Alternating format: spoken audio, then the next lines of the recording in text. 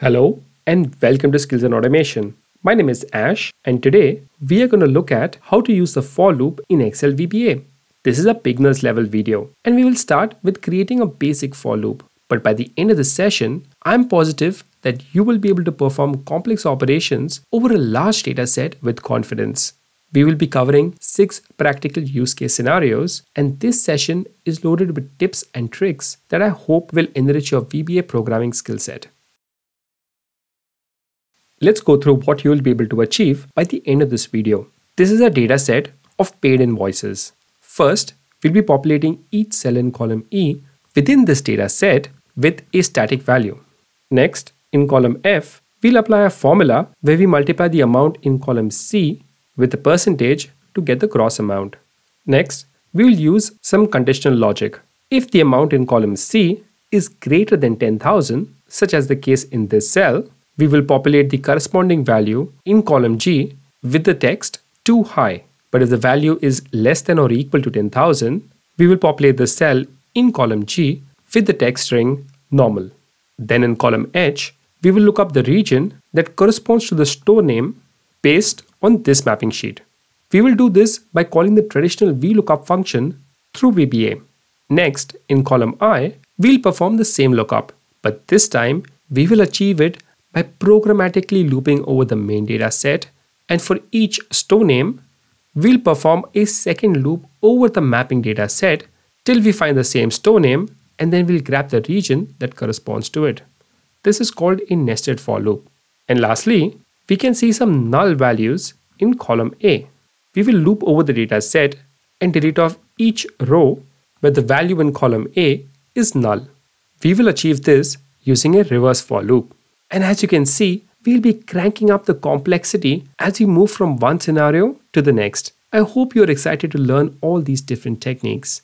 Next, we'll quickly cover 2 housekeeping items before moving on to the theory section.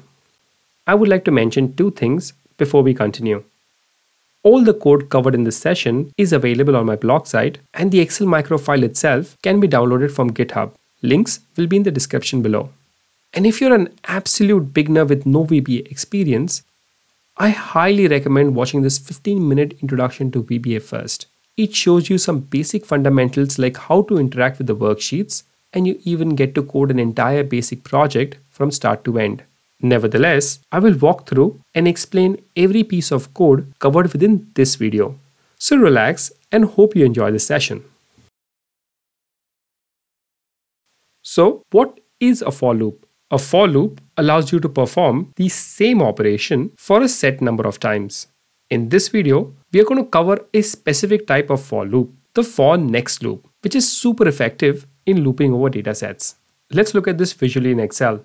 We have a dataset here of invoices. Suppose we want to create a new column with data in column E for the gross amount, which is basically the original amount in column C times, say, 15%. So if we were doing this in Excel, what we would do is enter a formula over here equals to cell C2 times 1.15, enter, and then drag this down all the way till the end of the data set. And we've just performed a loop manually in Excel. And we can do the same thing programmatically using VBA. That is the same operation for a set number of times. The basic logic for the for loop that we will follow in this course is given here. Let's break this down first.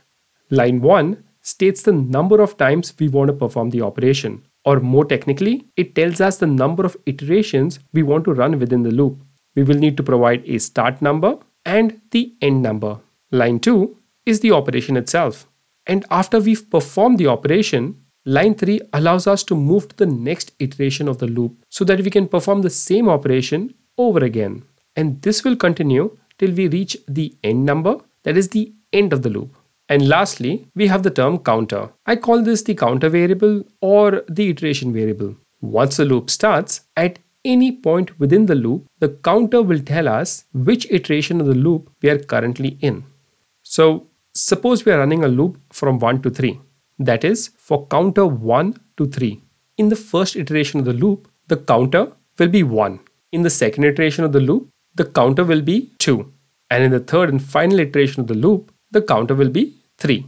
Let's look at some code with a basic for loop We will go through setting up this workspace later on in this video, but for now, let's just focus solely on the for loop itself.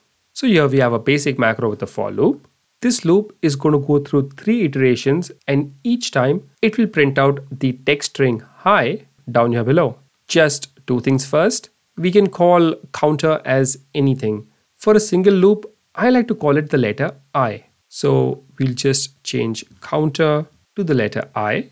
And secondly, this counter is actually a variable which stores a number. It's a variable because in this loop, its value varies from 1 to 2 to 3. But it still is a number. And in VBA, it's good practice to declare the data types of variables before we use them. So we'll declare I as a long data type, which represents a whole number. Dim represents the declaration, and long is the data type. Okay, that's it. Let's run this macro. We'll come up here to the standard toolbar and hit the play button. Great. We can see that hi is printed out thrice. Now let's print out the counter variable itself. So delete this off and we'll just directly print out the variable, which is I. Hit play. We get 1, 2, and 3. And I really want you to understand exactly what's happening within this loop. And the best way to do this is to step through the code. Let's click the cursor anywhere inside this macro and we'll hit the F8 button. We can see a yellow bar across the substatement. Hit F8 again. The bar moves to the for statement. We are still in the execution mode of the macro, but using F8, we can play each line one by one and see exactly what's happening. That's a pretty cool trick. Okay, this yellow bar indicates that we are yet to execute this line of code. So in this instance, we are yet to begin the for loop. For now, let's hover over the letter I. We can see that the value of I is 0. Let's hit F8 again. Now the loop has begun and we are in the first iteration of this loop. 2 more iterations to go. Let's hit F8 again. The print statement displays the current value of I as 1. And this next I statement is telling the for loop to increment the value of I by 1 so that we can move to the next iteration of the loop. Let's hit F8. Now we are in the second iteration of the loop. Hit F8. 2 is printed out here below, which is the current value of I. Hit F8. And we are in the final iteration of the loop. F8. And we can see the value of I, which is 3. And finally, this next statement is telling the loop to move to the next increment, which is 4. But we have defined the upper limit of the loop to be 3 in the very first line. So now the loop will break or end. Hit F8 and we move to the end subline. We are now outside the loop. Hit F8 one last time and the macro run is completed. Alright, I hope that gave a good insight of how the for loop actually works. I mentioned that the counter I increments by 1 each time. This is because the default increment is set to 1 and we can explicitly state that by writing step 1. We can also increment by 2 or 3 and so on, and we can go backwards as well. For example, we can do step -1 and start from the highest to the lowest number. This will take us backwards, and this is handy when deleting rows in Excel. And the very last point that I want to mention is about the counters. The for loop generates a sequence of counters. A for loop from 1 to 3 generates the number 1, 2, and 3. What do you think a for loop from 2 to 4 will generate? Well, it will generate the numbers 2, 3, and 4. Let's try it out. Play this, and here we have our results. In both instances, the for loop repeats 3 times. The correct way to think about this would be that the for loop repeats for each counter number generated. And it is what you do with that counter number that makes the for loop so powerful. Let's go back to the 1 to 3 for loop. This I variable increments with each iteration of the loop, and we can associate it with any action that we want to perform in a sequence. Here we're just printing it out, but let's think from the perspective of looping over a data set. In that case, we could associate this number with a row. Let's say this is a data set and we want to color each row the color yellow. So in this instance, we have 22 rows with data and we can loop from row number 1 through to row number 22. So a for loop will be from 1 to 22. Let's just remove the debug.print. Now within this for loop, I can now be a row number and we can refer to each row by calling the rows class and assigning it the current value of the row number, which is I. Now Let's not worry about the code itself. We'll cover this in detail in the next section. Let's focus solely on the logic. So we have rows I representing each row that we are looping over. Our goal is to color each row yellow. So we can use the color property and assign it the color yellow. So let's recap what's going to happen. This for loop is going to loop over each row in our invoice worksheet from the first row to the 22nd row. And for each row, we will perform the same operation, that is color each row the color yellow. All right, let's run this macro. We can go and check our results. Looks good. Now, row 1 is the header row and our data starts from row 2 onwards. Suppose we just want to color the data rows and skip the header row. This is a realistic scenario when working with Excel data. We would normally just perform operations on the data rows. So, how will this statement of the for loop look like now? I'll give you a second to think about it. Okay, we just need to skip over 1 and start from 2 through to 22. And if it helps, we can read this out loud as for every row starting from row 2 till row 22, we are going to perform this action. And that's the only change. Let's just reset this color, go back to our code, play this out, check our results, and great. The header row was ignored and our for loop was successfully able to iterate over the data rows. And that's it for the theory section. As a recap, here is the basic logic for the for loop again. Okay, let's begin some serious coding. The objective of this module is to populate the text value paid in each cell in column E from the start to the end of the data set. That is from row 2 right down to row 22. Okay, let's go to the VBA editor to build our macro. We can hit Alt F11 on our keyboard. Let's align our screen display first. I have the Project Explorer window on the left. If you can't see it, please go to View and click on Project Explorer. Let's create a workspace for our first macro, which is basically a module. With a cursor in the Project Explorer, right-click, click Insert, hit Module. The macro code needs to go within a sub-procedure. Let's create the sub-procedure or sub first. We'll give the macro a name and hit Enter. Our code will go between the sub and the end sub lines. First, let's just populate the value paid within cell E2. We can do this by following the object hierarchy for the workbooks object. So we'll go this workbook, dot, let's refer to the invoice worksheet, provide the name of the worksheet, dot, and we have two ways to refer to a cell, either by the range object or its cell reference. Let's go with the range object. So range and type in the cell address, which is E2 dot value, and let's feed in the value. We want to populate the text paid in cell E2. Paid is a text string, hence it needs to go inside double quotes. Great. Let's run this macro. Click the cursor inside the macro, head over to the play button, click it once, and let's go over to our worksheet, and we can see the value paid in cell E2. Okay. Let's put a comment for this line of code. So we're just putting a single apostrophe. The macro will ignore this line of code and we can use it for reference later on. Before we begin the loop, let's do two things. We'll clear out the cell values in column E. Now, we need to plan in advance. If we run the macro for the first time, column E will have no values. But if we run it one more time, it will have the values from the previous run of the macro. So it's best to clear out the entire column first. So let's refer to the invoice worksheet. Just going to copy and paste it down, dot, and this time we'll refer to column E, which is column E. Now this columns is an object and it has a method clear, which allows us to clear the cell values from within that column. So dot and clear, enter. Next, let's place a column header in cell E1. I'm just going to copy this code again, change the cell reference. We'll call the column status. I prefer to copy and paste code wherever I can. It makes things quicker and more accurate. Now, let's build the for loop. First, we'll declare the iteration variable. We've already seen these steps previously in the theory section. Write the first line of the for loop. We're going to move from row 2 to row 22. So 2 to 22. First, we'll close the loop. Go back into the for loop. And for the operation, we'll be populating the cell value as paid.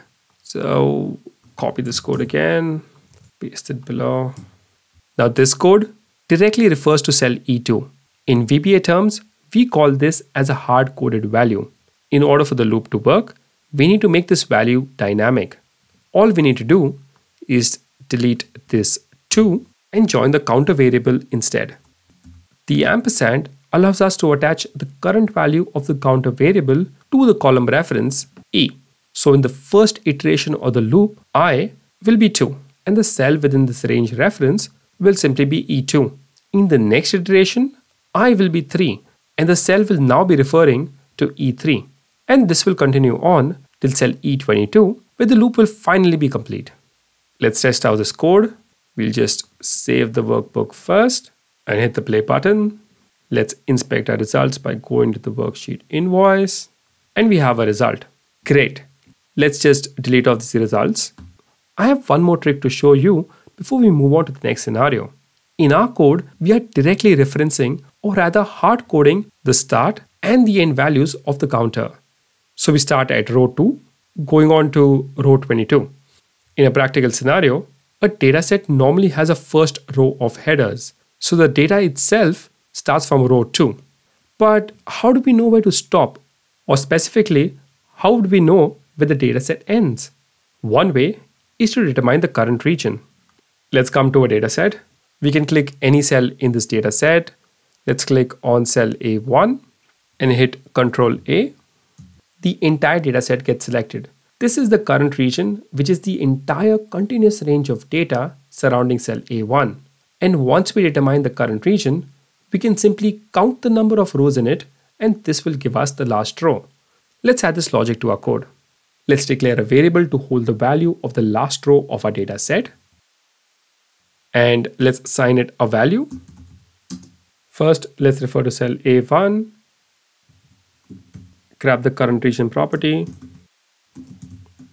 and then count the number of rows by referring to the count property of the rows object inside this current region. So now this L row variable holds the value of the last row, which is row 22. We can now replace 22 with the variable L row, and that's it. Our code is now dynamic and will adjust our data set with any number of rows that has at least one row of data in it. Okay, let's run this macro, hit play. We get the same result as last time. This was expected, but what we'll do now is just copy over this last row into row 23. We have increased the size of our data set. Now let's go back to our code. And this is the litmus test. Let's see if this code still works. Hit play, go back to the worksheet, and paid is populated all the way down through to the newly added row 23. Fantastic. We spent quite a bit of time on our very first example, but this is because we needed to set up the building blocks of the code. We'll be reusing most of this code in all our next examples and just changing the operation part. So we'll move a bit faster going forward. In column F, we'll fill in the gross amount, which is the amount in column C plus a 15% tax. Let's write out the formula in Excel. So which is C2 times 1.15. We're going to perform this same operation in VBA, but for every row in this data set. Let's go to the VBA editor.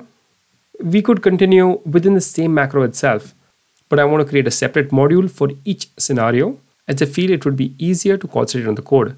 But do note, we'll be consolidating all these macros into one single piece of code at the very end of this video. So let's insert a new module. We'll copy the code from the previous module, change the name of the sub, replace the references to column E with column F. The column header will be gross amount, and instead of the value paid, we'll grab the value in column C and multiply it with 1.15. So just copy this over, change F to C. So now we're referencing the current value of the cell in column C times or multiply, which is just asterisk, and 1.15. All right, let's run this macro. Check the results on a worksheet. They all look good. Fantastic. In column G, we want to add some conditional logic. If the amount in column C is greater than 10,000, then we'll populate the value too high. And if it's less than or equal to 10,000, we'll populate the value normal. Okay, let's go to our code. We'll create a new module, copy over the previous code, change the name of the sub, change the column references, change the header name, and we'll just delete out this previous logic. So similar to Excel, in VBA, if we want to assess a certain condition, we can use the if statement. And the syntax we're going to use is if and put in the condition that we want to evaluate. And if this condition is validated or if the condition is true, then we do some operation. And if the condition is not true, we specify an alternate operation. So in the first line, we'll put in our condition, which is to check if the value in column C is greater than 10,000. So we're checking if the value in column C for the current cell is greater than 10,000. Okay, the code will evaluate this first line. If it is true, it will move to the next line, perform the desired action, and exit the if statement. So if the invoice value is greater than 10,000, we want to populate the cell in column G with the value too high. Let's add that code. So the value in column G, current cell, we'll populate it with the text string too high. And on the other hand, if this condition is evaluated to be false, the code will ignore the second line, move to the else statement, and perform the desired action that we specify out here. So let's do that. The alternate action is to populate the cell with the text normal. Okay, that's it. Let's break down this full code one more time.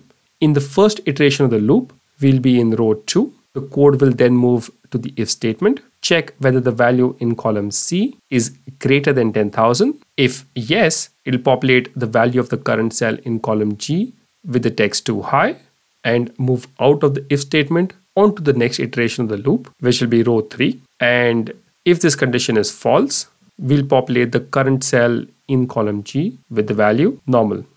And we are missing a T out here. Let's save this code and run it. Awesome. Everything seems to be working fine. All right, let's move to the next section. For this exercise, we're going to perform a VLOOKUP in column H, where we look up the store name from column D within the dataset in the mapping sheet and grab the corresponding region name that the store belongs to. Let's test out the VLOOKUP manually in cell H2. So just VLOOKUP, lookup value is D2, lookup range is just columns A and B. And if you find a match, we want to bring back the value from the second column and we want an exact match. All right. And in a nutshell, we're basically just going to call the VLOOKUP function through VBA within each iteration of a loop. Let's go back to our code, perform the same steps. New subname, column H, delete all this off, call the column manual region lookup. All right. Actually, I'm just going to grab this formula that we just entered previously and just paste it in here just for reference. All the regular Excel functions are available in VBA through the application worksheet function object. So the value of the current cell in column H will be application.worksheet function dot, let's type V and well L for VLOOKUP, and we can see the VLOOKUP function name up here. This confirms that the Excel version of VLOOKUP is available through VBA. Hit tab, open the bracket, but we're not going to type out this function manually. I'm just going to copy this function that we've written in Excel. We need to replace these cell references. So D2 will become range D ampersand I. Get this over. Oops, the code seems to be running off my screen. No worries. We can extend this code onto a new line. All we need to do is put an underscore and go onto a new line. This just makes the code a bit more readable. Move on to another line out here. So we have a cell reference, which is the current cell in column D. Move to a new line. Mapping A to B is basically the columns A to B in the mapping worksheet. Our VBA style reference for this would be this workbook sheets mapping columns and the column range A to B. And that's it. Let's save this code, run the macro, and all the values have been populated. One thing to note that is if the macro is not able to find a matched value in the mapping sheet, then it will go through an error, similar to how we get a hashtag any error in the manual version of Vlookup in Excel. The way around this is to tell VBA to ignore the error and move ahead. But first, let's just force an error just to show you what I mean. I'm just going to corrupt this cell value. Let's go back to our code. Let's run it again. And we get a runtime error because the VLOOKUP for that first cell value was returning an error. So what we need to do is we need to add a resume next statement prior to initializing the VLOOKUP function and a go to 0 right after it. I'm not going to go into the details of these two lines of code because that is off topic as of now, but I will mention a couple of things. This is a form of error handling, similar to how we put an if error or is error in front of our Excel functions. The resume next statement tells VBA to ignore any error in the following lines of code, which means if this line of code fails, VBA just got to ignore it and skip to the next line. And the go to 0 statement just resets the VBA error handling module back to its default settings. Okay, the store name in cell D1 is still incorrect, and previously this threw an error. Let's run this new code and see what happens. Right, this time we did not get an error. Looks like our for loop encountered an error for row 2, chose to ignore it and move to the next line, and everything has populated correctly from row 3 onwards. So that looks good.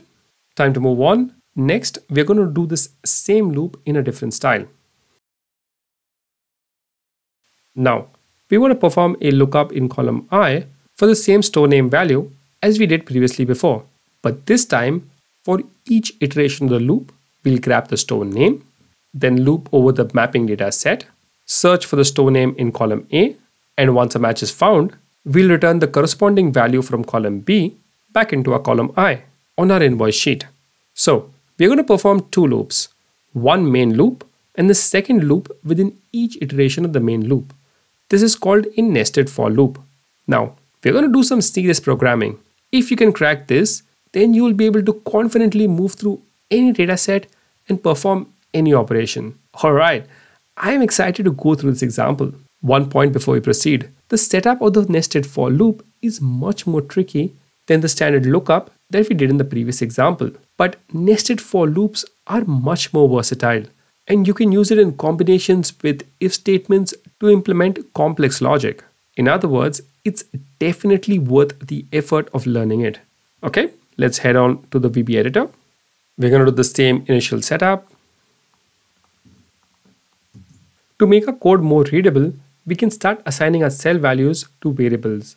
This is a similar logic to what we're doing out here with the lRow variable. So we'll declare 3 variables.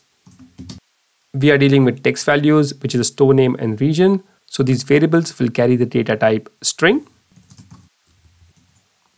Let's come to inside our loop, make some space here. Let's assign the value of the current cell in column I to this lookup value variable. Let's assign the value of the cell in the current row from column D, which is the store name, to this lookup value variable. Now we're going to begin the nested for loop. Let's just forget about this main or the outer loop for a bit. In fact, we can just comment it out and just imagine we are in cell D2. So let's add in a temporary code I equals to 2, which means that this is referencing cell D2, which is the store name Hi-Fi Market Yard. Our first task is now to search for this value in column A of the mapping sheet. And how can we do this? Well, we'll just loop over this data set and use an if statement to check whether the value in column A matches a cell value in column D2. So let's create one more for loop. We need to perform the exact same steps as we did for the main for loop. First, we'll find the last row of the data set in the mapping sheet. So let's declare another variable for it. In fact, let's just copy this code down. We'll call the new variable lrowMap and replace the sheet name to mapping. So just to recap, we're going to grab the current region of the mapping sheet, which is this entire data set out here. And then we will count the number of rows in it, which will give us the last row number. And just to distinguish the two lrow variables, I'm going to term this as lrow invoice. Remember to change the lrow reference everywhere as well. Cool. And next, we need another iteration variable as well. We can't use the same I variable, so we will declare a new one, call it j. Let's create a second or inner for loop. So this loop is going to go from row 2 on to the last row, which is lrowMap. Let's close the loop. As we iterate over this mapping sheet, let's assign the store name to the lookup match variable. So we're referencing the mapping worksheet, the current cell in column A, and remember to reference it as J and not I because we are inside this second loop. So that is our lookup match variable. And for the lookup return variable, we'll grab the corresponding value from column B.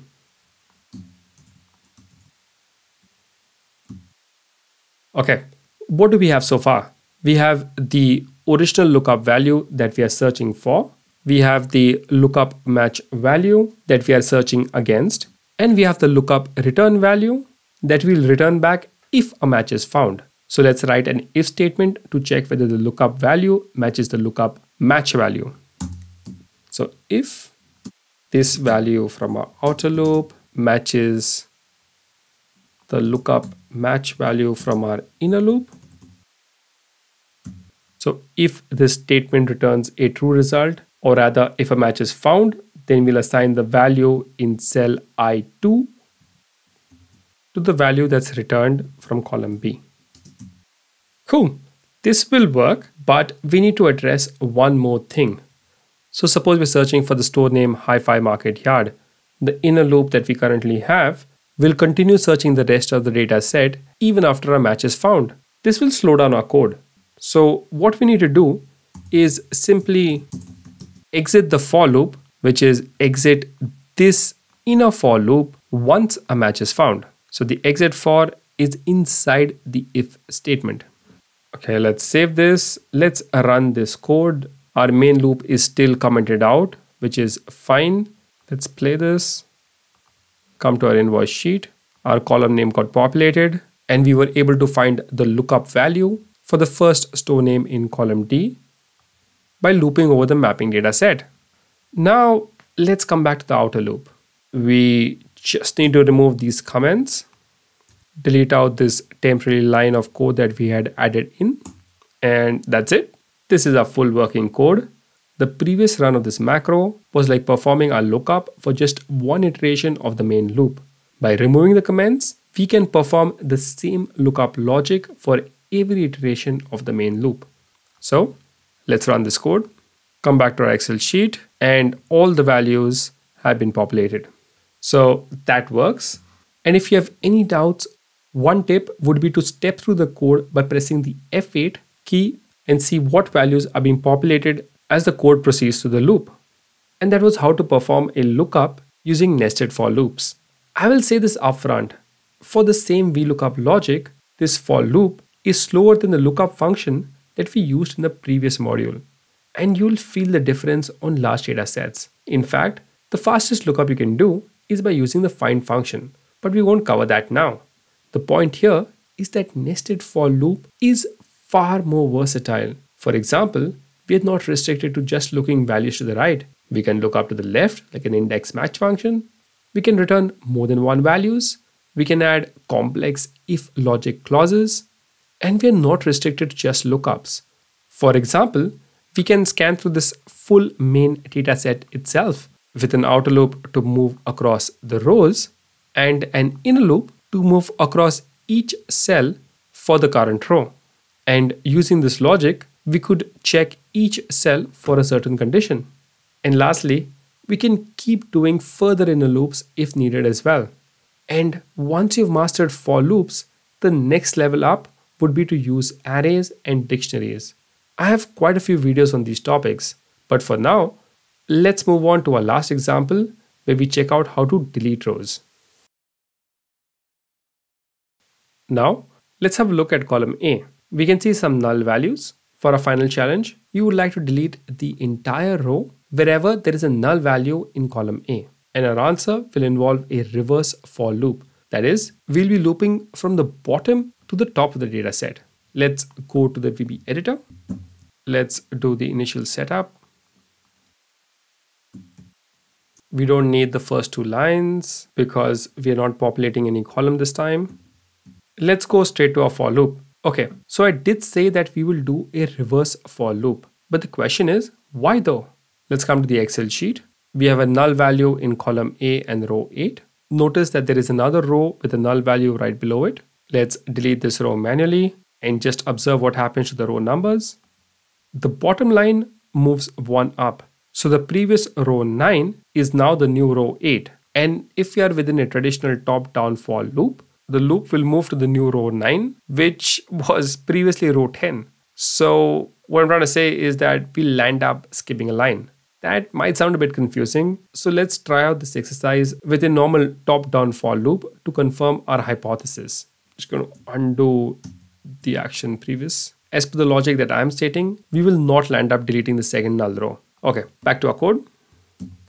Let's put in an if statement to check whether the value of the current cell in column A is null. And if it is, or rather if this condition is true, then we will delete the row. So we need to refer the current row, which is represented by the iteration variable I, and we're going to perform the delete method on it.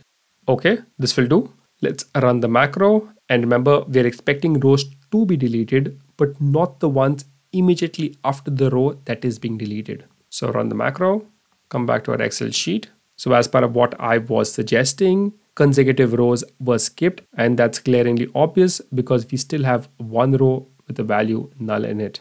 So let's fix this. Let me first restore the previous data set. The correct way to delete rows would be to loop from the bottom to the top. To go backwards, we need to go from last row to the top row. We need to explicitly tell VBA to decrement by 1. We will do that by adding step -1. So the default is actually step 1, that is we increment by 1, which was our setting in our previous loops, but we don't really need to state the default setting, and hence we never included it. Step -1 is not a default, so we're including it.